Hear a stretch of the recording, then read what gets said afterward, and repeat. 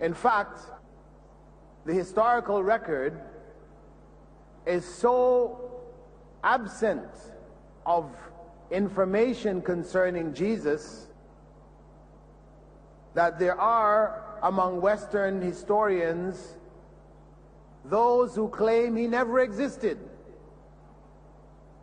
that he was a fable made up. So then, where do we go to find out about Jesus? For those who believe in God, the only place left is the scriptural evidence. And the main two scriptures, revealed scriptures of what are recognized as world religions, the main two scriptures are the Bible and the Quran, which speak about Jesus. These are the main two scriptures that we can look into to find evidence as to what was the message of Jesus and who was the person, Jesus Christ. Now, if we start with the Bible, what we find from the evidence gathered by biblical scholars, not by Muslim scholars, but by biblical scholars researching the Bible, they have come to the conclusion that much of it is of doubtful authenticity. We find a group of scholars in the UK, theologians, university professors in theology, Christians, gathering a compilation of writings on Jesus into a text which was called The Myth of God Incarnate. It was edited by Professor John Hick. In it, in the preface, the compiler wrote, "It is accepted that the books of the Bible were written by a variety of human beings in a variety of circumstances and cannot be accorded a verbal divine authority." He wrote this after saying, in the 19th century, Western Christianity made two major new adjustments in response to important enlargements of human knowledge. The first was the acceptance of evolution, because there was a struggle between evolutionists, biologists, and the Christian church. And basically, the Christian church lost in the struggle. So the vast majority of Christians accept evolution. That was one major change. The second major change was that from the analysis over more than 200 years, it was concluded by their leading authorities that the Bible was not the Word of God. This is what this means. Cannot be accorded a verbal divine authority means it wasn't the Word of God. There were human beings who wrote it. They said here, in a variety of circumstances, at a variety of different points in time, by a variety of different individuals. That is the reality. In Newsweek magazine, some years back, in an article entitled, "O Lord, who wrote thy prayer?" O Lord, who wrote thy prayer? A group of theologians in the U.S., they, after analyzing, these are theologians from all of the major sects of Protestantism and Catholicism,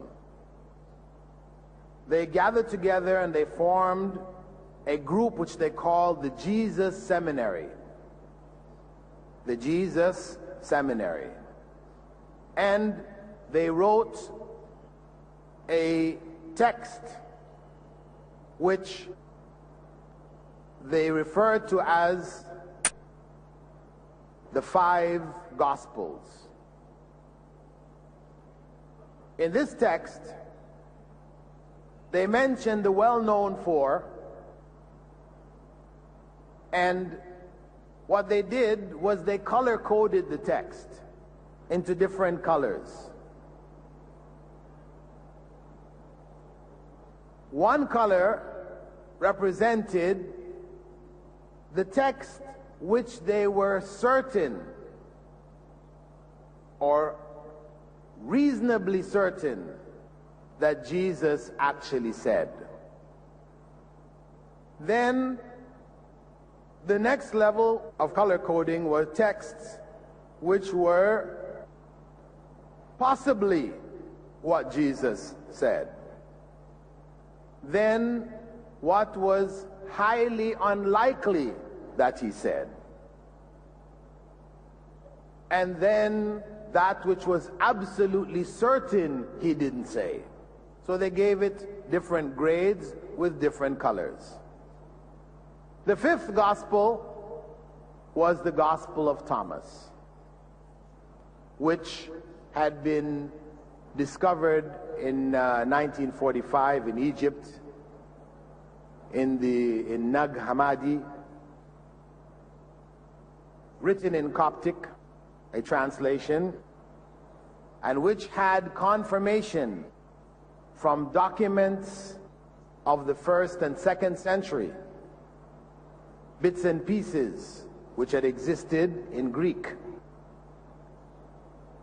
Prior to that, people didn't know what these documents were related to, and it was after the discovery of that Coptic translation that they realized that these were bits and pieces of the Gospel of Thomas. Anyway, the point is, this group, the Jesus Seminary,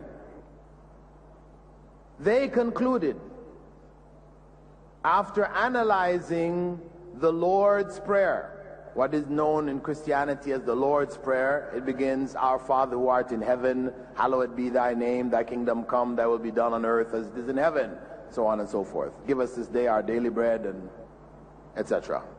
This is the standard prayer for Christians. Similar to Al-Fatiha for Muslims. Muslims recite the first chapter of the Quran in their daily prayers. So for Christians, the Lord's Prayer is the most central prayer shared by all Christians. And in the biblical context, in the Gospels, it is Jesus who is telling his companions this prayer that they should make. Anyway, the Jesus Seminary, after analyzing the Lord's Prayer, concluded that the only words of the Lord's Prayer which could be accurately attributed to Jesus, meaning it's highly likely that this is what Jesus said, the only words turned out to be one word, which was Father.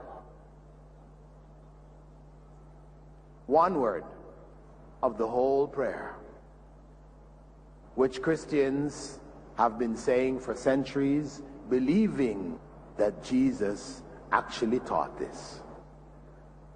Now, the meaning of the Lord's Prayer is good. It has a good meaning. And actually, from the Islamic perspective, from Islam, there really isn't anything contradictory though the issue of God being the Father, human beings being his children, is something which one may raise objection to, unless it is used in a metaphorical context, and it's understood that that's how it was used anyway. So the meaning was fine, but the reality in terms of scriptural authenticity was that it couldn't be attributed to Jesus. And when you go through that text, the 5 Gospels, and look in the 4 Gospels as to what could be accurately attributed to Jesus, according to what they said, it would be enough to fill 1 column of a newspaper. You know, the newspaper, the average page is divided up into a series of columns. It would only be enough to fill a single column, a little more than a single column. Meaning that the vast majority of what is found in the Gospels cannot be accurately attributed to Jesus. The Gospels themselves, according to Dr. J.K. Elliott of the Department of Theology and Religious Studies at Leeds University in the UK, he stated in an article entitled "Checking the Bible's Roots," more than 5,000 manuscripts contain all or part of the New Testament in its original language. It has been estimated that no 2 agree in all particulars. It has been estimated that no 2 agree in all particulars. Meaning that you have 5,000 manuscripts, and from that 5,000, it is not possible to establish a single authoritative text. Not possible to establish a single authoritative text. As a result, and this is modern research, he wrote that in the latter part of the 80s. Modern research shows that the well-known Bibles that are in people's hands today, the King James Version being the most popular, this version, like all of the versions that came after it, relied only on a few manuscripts. They didn't use all of the manuscripts. They relied only on those which went along with church dogma. So, when, for example, it was decided that a revised version of the King James was to be made, the authors, scholars, Christian scholars who got together, they wrote in the introduction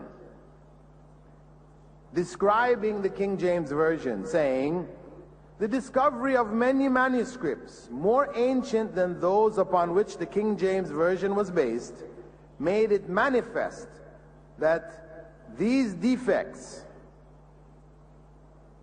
are so many and so serious as to call for revision of the English translation. Errors, mistakes, so many and so serious that it required a new translation." And in the process, what they did is they deleted texts and they added texts. And with each revision, they added more and deleted more. So the text has gone through a series of revisions. However, as stated earlier by Eliot, All of these revisions are based only on a few manuscripts. Not 5,000, but only a few. So as such, whatever they come up with will have questions on its authenticity.